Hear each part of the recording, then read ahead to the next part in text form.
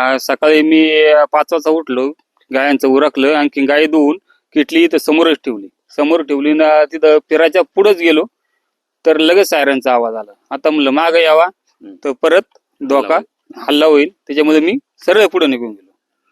म्हणजे बिबट्या तुम्ही पाहिला नाही?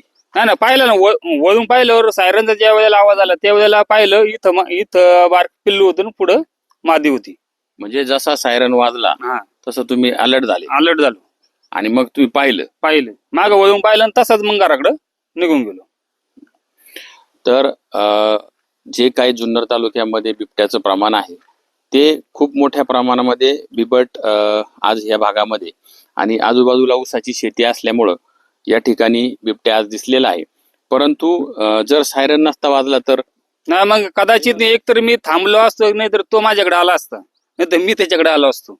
म्हणजे सायरनचा उपयोग झालाय. सायरनचा उपयोग झाला.